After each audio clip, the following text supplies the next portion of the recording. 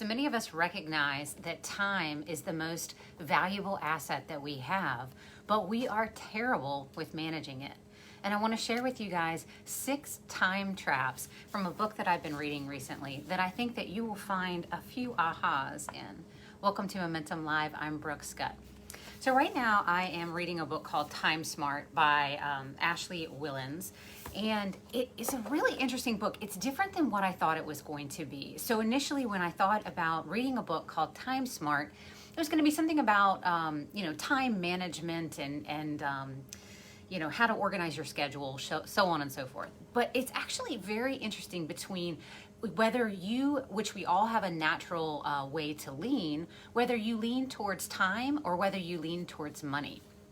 So conceptually, this is just so interesting. I loved the example of if you lean toward money, would you drive an extra mile out of the way to save 10 cents a gallon of gas because it's cheaper a little bit down the road? Or, if you value your time, are you willing to outsource parts of, things that you don't like, yard work or cleaning the house, various things like that. But the things that I thought were really interesting and I wanted to share with you today are the 6 most common time traps. So the first one's going to be technology, which, technology is a blessing and a curse. I think we can all agree. We certainly have more leisure time than we've ever had in our lives.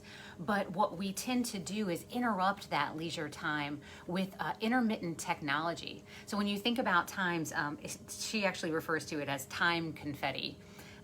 But you think about how many times during a leisure hour of perhaps watching a television show that you check your email or reply to an email or open up Facebook or reply to some notification that pops up on your phone. Technology is constantly interrupting, that time that we have for ourselves.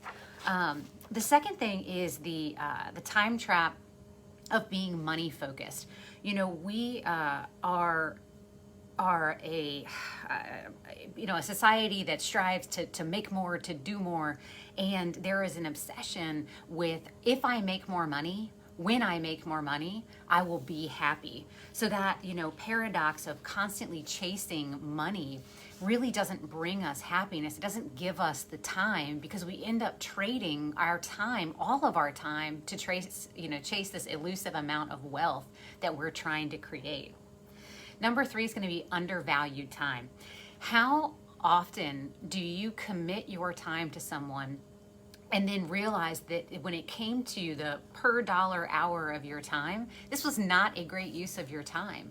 It is much easier for us to quantify dollars in the hand than minutes on a clock, which I think is really interesting. We undervalue our time. It's the cheapest cost, and we just don't understand what our time is truly worth.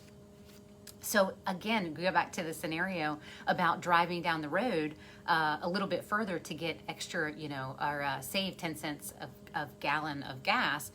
And it ends up, this is so interesting. So if you save 15 cents a gallon, I love this math, 15 cents a gallon for 15 gallons, it would be $2.25 per saved trip. $2.25 times 4 visits a month is $9 saved a month. $9 per month over 12 months is $108.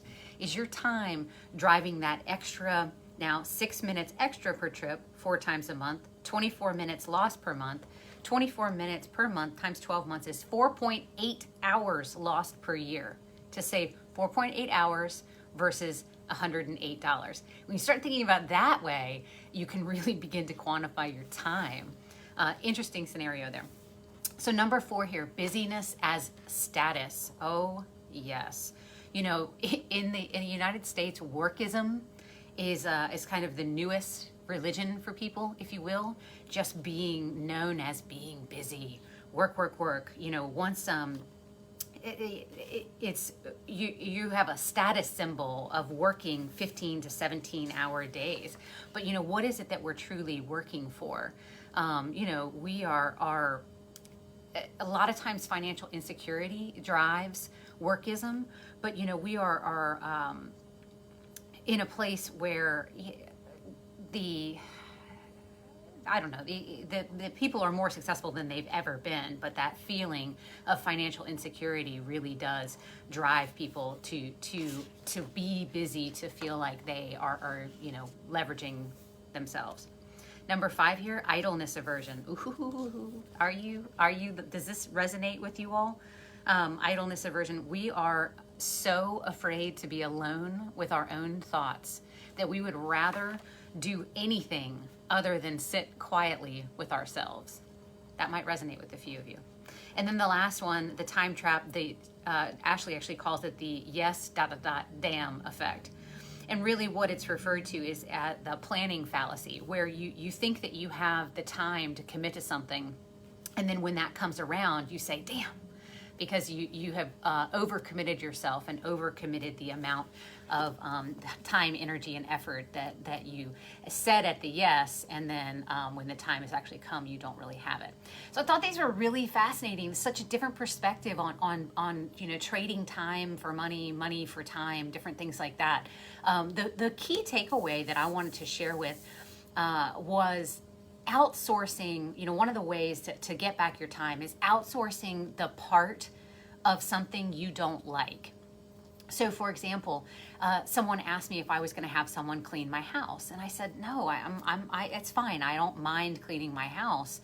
But they said, well, is that the best use of your time? I said, well, I don't know that I really want to trade money for that time gain. But then the suggestion in this book was outsource the part that you don't like. So for example, I don't mind daily cleaning. That kind of organization is therapeutic to me, but I don't like cleaning the blinds and the baseboards and that deep cleaning. So the suggestion here would be to outsource that deep cleaning part, the part that you don't like.